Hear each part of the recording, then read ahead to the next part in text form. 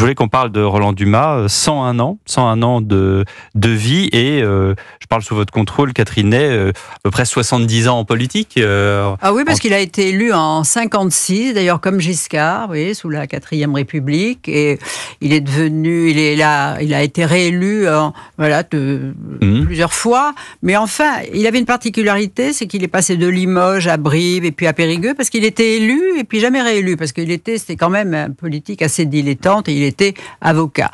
Et sa fidélité à François Mitterrand, qu'il avait toujours eu, a été renforcée du fait qu'il a été l'avocat de François Mitterrand dans l'affaire de l'Observatoire, qui était cette histoire de faux attentats qu'il avait plus ou moins organisé, manigancé, et qui voulait démontrer à l'époque que si on s'en prenait à sa personne, c'est qu'il était une personnalité de gauche beaucoup plus importante que Mendès France. C'était ça le dessous de l'histoire. Enfin bref, c'était un tel désaveu. C'était quand on a su que c'était un coup monté qui y était plié, mais il aurait pu en mourir. Eh bien, grâce à avoir un bon avocat, et puis voilà. Il a été ministre des Affaires étrangères plusieurs fois. Il a été toujours avec François Mitterrand 2 ans, de 84 à 86 pour le premier. Juste avant la cohabitation.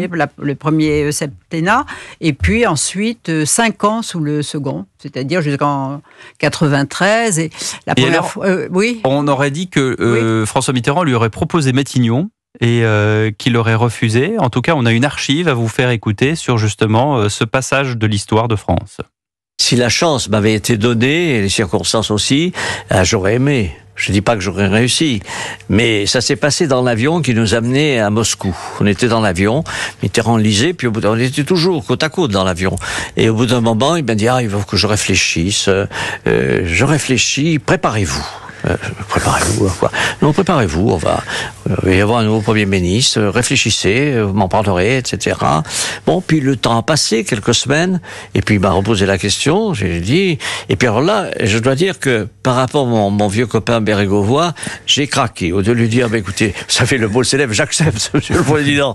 Je lui ai dit, merci, je suis sensible à tout ça, mais je pense que la place revient à Pierre Bérégovoy. Ah bon, très bien. Et puis un beau jour, il m'a dit, vous feriez un très bon Premier ministre, vous avez bien réussi dans les postes où vous étiez. Vous avez quand même 20 ans de trop. Alors je pense qu'il l'a dit à d'autres, mais c'était une façon à la fois d'être aimable et de s'échapper. Voilà, donc cette... On devrait faire une amicale de ceux à qui il a dit réfléchissez. Et tenez-vous prêts. Et tenez-vous prêts. Et il ne s'est rien passé. Non, mais ça, c'était François Mitterrand. Mais il n'empêche, il avait une vraie amitié pour cet avocat qui était grand amateur de femmes, aussi comme lui. Et d'art. Oui, parce qu'il avait été l'avocat de Picasso, d'Alberto Giacometti. D'ailleurs, ce qui lui avait quand même valu d'être condamné à 12 mois de prison avec sursis. Passons au volet judiciaire, Catherine. Est-ce qu'on peut dire qu'il y a eu l'avant et l'après-affaire Elf, quand même, dans la vie de Roland Dumas ? Sûrement, personnellement, oui. Enfin, mais son image était déjà... Après, je crois que ça s'est terminé par... un non-lieu ? Je sais plus, j'ai pas suivi l'affaire, alors là vous me posez une question, j'ai pas révisé. En tout cas, il y a eu cette affaire Elf qui a été importante, avec Christine de Végencourt, avec tout ça, c'était les frégates de Taïwan, avec il y a eu énormément de choses qui se sont accumulées dans cette vie de ministre des Affaires étrangères, de président du Conseil constitutionnel. Oui, mais Roland Dumas, c'était une gueule, quoi. C'était un physique. Là, je l'avais vu il y a encore 2 ans. Vous l'avez vu il y a 2 ans. Oui, il tenait pas trop debout, mais là, intellectuellement... Je me souviens, j'ai lu, vous aviez raconté votre rencontre avec lui, je crois que c'était dans le journal du dimanche. Oui, absolument. Oui, les fameux portraits. Oui, mais donc c'était un personnage toujours très séduisant, et il avait... Non, mais son bonheur, ça avait d'abord été au Quai d'Orsay, et vous voyez, quand on demandait à Maurice Gourdemontagne, qui avait été le Sherpa de Jacques Chirac, qui était un diplomate, il a dit le meilleur ministre des Affaires étrangères, c'était Roland Dumas, parce qu'il avait une compréhension des Russes, il les voyait beaucoup. C'était il était ministre au moment de la chute du mur, donc il était très souvent à Moscou, il voyait Gorbatchev très souvent, mais son homologue Shevardnadze lui a dit, vous savez, ça marchera pas, quoi. Il est trop mou, c'est pas ce qu'on veut, Gorbatchev. Enfin, ça va très mal finir. Enfin, il avait annoncé, c'est pas. Enfin bon, mais bref. Non, mais tout ça pour vous dire que non, mais Roland Dumas, c'est un personnage à la fois de roman parce qu'il y avait plein de facettes.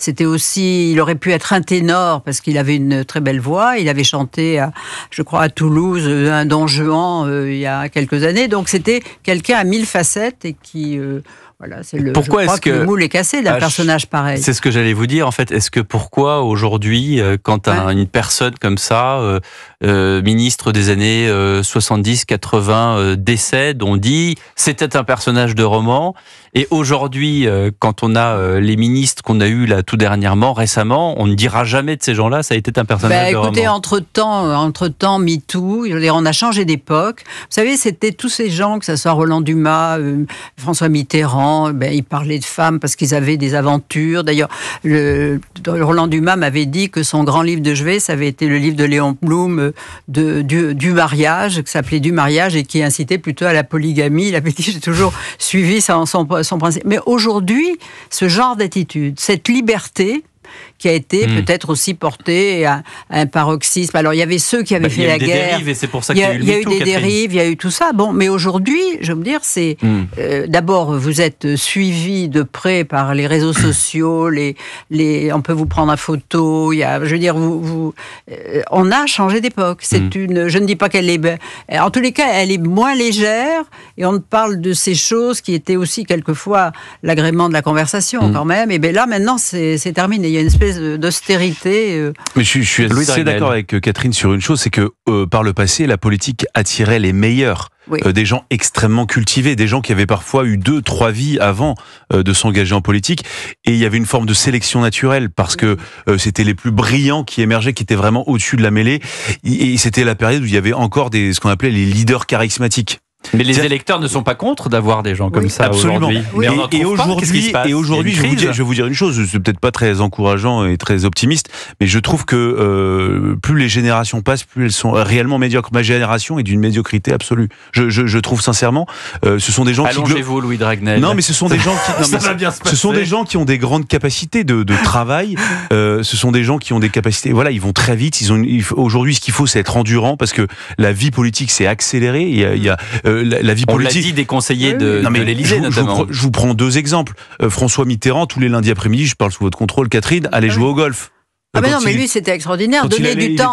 Non, mais il organisait chaque semaine 1 ou 2 dîners, un déjeuner agréable, plusieurs, et puis le temps aussi de marcher. C'est ce que dit Anne Lauvergeon dans son dernier livre sur Mitterrand. Il disait souvent, il faut donner du temps au temps. Il faut donner du temps au temps. Aujourd'hui, ce n'est plus possible. Parce que, alors ça, c'est pas lié à ma génération ou à la génération plus jeune, c'est lié aussi au fait que tout s'est accéléré avec Internet, avec les communications.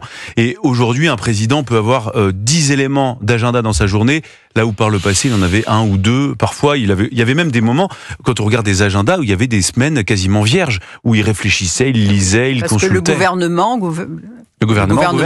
Exactement. Voilà, c'est comme les Shadocks. Merci Catherine Ney, et merci Louis de Ragnel. Dans un instant, le journal de 20h, juste après, autre invité politique, Franck Alizio pour le RN, à 20h10 dans Europe 1 Soir. À tout de suite sur Europe 1.